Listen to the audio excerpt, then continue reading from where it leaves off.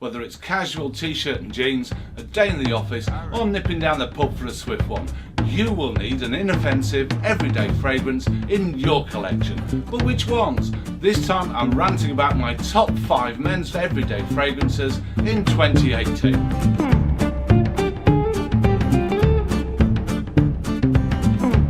For all the latest Fragrank content, like and subscribe and click that notification bell. Don't forget to drop me a note of your favourite everyday fragrances in the comments below. So let's get straight on with it.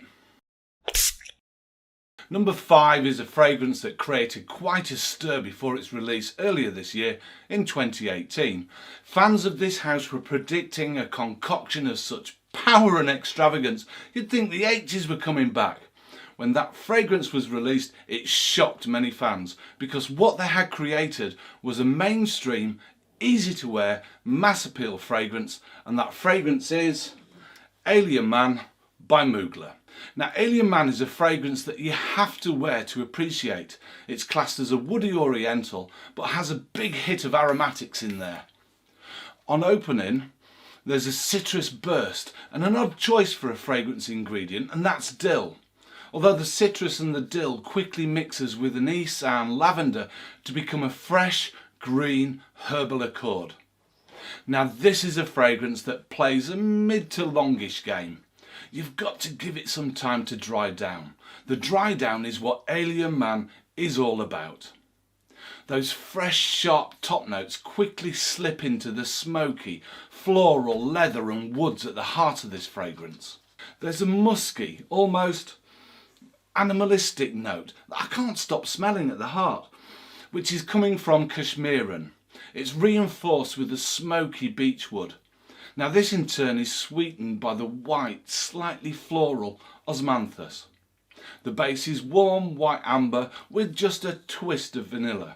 The sillage of Alien Man is moderate, and the longevity, now look, the show seems to be over in about 4 hours or so on me. Everything seems to fade quite fast, quickly becoming a skin scent, but don't make the mistake of thinking that it doesn't seem to hang around for long, because after wearing it 8 to 12 hours later, that intimate skin scent is still there. So at number 5, Alien Man by Mugler. At number 4 is another fragrance released this year in 2018, and it's the Coach Platinum. Now I really enjoyed the 2017 Coach for Men. There's a link to Ellie's review of the Coach up here, but the Platinum has taken things up to another level for me. While the original Coach was an EDT, this time around the Coach Platinum is an eau de parfum, which is a deeper, more masculine fragrance than the Coach original, and it's classed as a woody or fresh oriental. Now on first spray, it opens with a cool black pepper note combined with a woody, fresh and crisp juniper. There's also the slight fruity hint of pineapple in there that adds some sweetness. As it starts to dry down, it becomes more aromatic with sage, geranium, and again we've got Kashmiran. This time around though, the Kashmiran is more woody without that musky animalistic smell of the Alien Man. In the base you've got patchouli and a smooth leather, a generous helping of vanilla, and one of my favourite wood notes, sandalwoods. At the end of the day, Coach Platinum is a well put together crowd pleaser, and at the end of the day is where it's most suitable as a fragrance, for the evenings or for the winter. Sillage and longevity are both moderate for a designer fragrance. When it was released there was a lot of chatter in the fragrance community about Coach Platinum being a Dior Sauvage-alike. Now, in as much as they share some ingredients and are both mass appeal fragrances, I suppose there is a similarity, but they don't smell alike. On one hand you have Sauvage, raw, teenage, desperation, acne cream and fart jokes, while on the other hand you have Coach Platinum, a structured, grown-up fragrance with a touch of class about it. So at number 4, that's the Coach for Men Platinum. At number 3, I've got a fragrance that I have to admit I didn't understand when I first got my nose on it.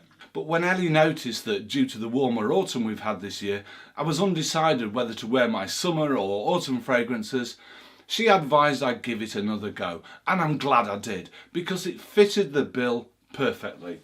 It is the Aqua Do Absolute.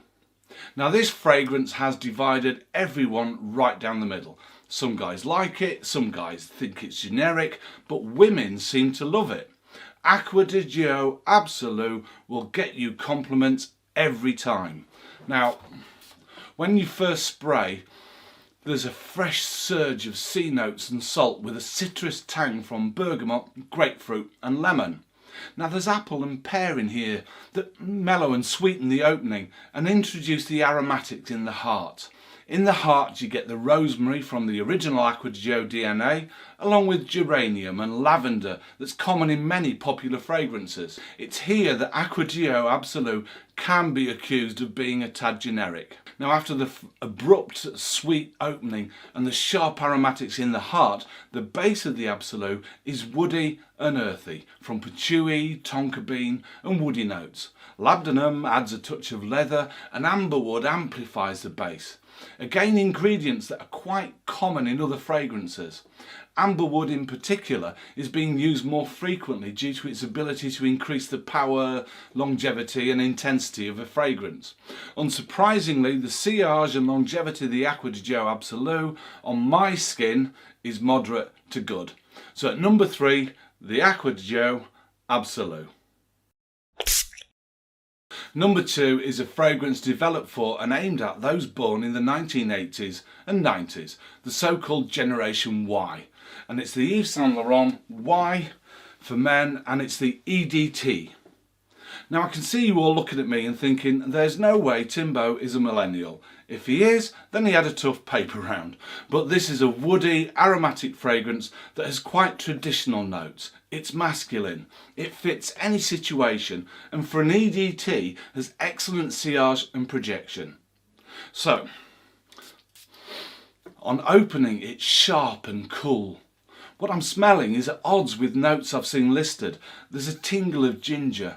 Bergamot flashes by before the floral soapy aldehydes take control. It really is clean and crisp in the top. As it starts to dry down, the heart is floral and aromatic with geranium. I'm also getting a touch of lavender, and there's a slight metallic tang of violet leaf.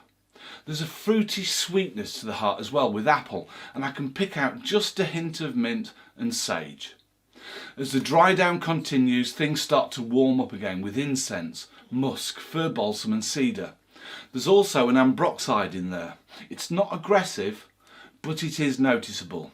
All in all, the Yves Saint Laurent Y is clean, it's crisp, it's easy to wear, it's an everyday fragrance with excellent sillage and projection. It's safe, and for an everyday fragrance, that is a good thing. So at number 2, it's the Yves Saint Laurent Y EDT. So at number 1, a fragrance that embodies cool, clean, elegant sophistication, yet has the versatility for formal and casual wear, and it's the Tom Ford Grey Vetiver.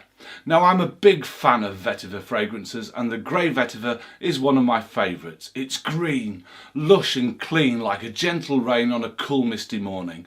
The notes are carefully structured and complement the star of the show perfectly. Now this fragrance opens with a sharp grapefruit note, the perfect accompaniment to vetiver. You see, nucotone, the organic compound that makes grapefruit smell of, well, grapefruit, is also found in vetiver. Next we've got a clean, slightly sweet orange blossom and more freshness with a touch of pepper from sage. In the heart is nutmeg, adding an earthy spice with orris root that brings smooth powder, and pimento to give just a touch of heat. Now if Grey Vetiver were a ballet, the top and heart notes are the corps de ballet, setting the stage while the vetiver, the principal dancer, ever increases in intensity, supported by woods, amber and oak moss, until it reaches centre stage and poses, so we can glory in its green, earthy magnificence and try not to look at the front of its tights. Sillage and projection on the Grey Vetiver is brilliant. I get a good 8 hours wear from this. So if you're looking for a clean, green, fresh, everyday but distinctive fragrance that stands out from the sweet, oceanic, lemon and citrus of its rivals, then Tom Ford Grey Vetiver is what you're looking for. Now it looks like I've run out of time again, so I'll see you next time on the Frag Rant. Bye.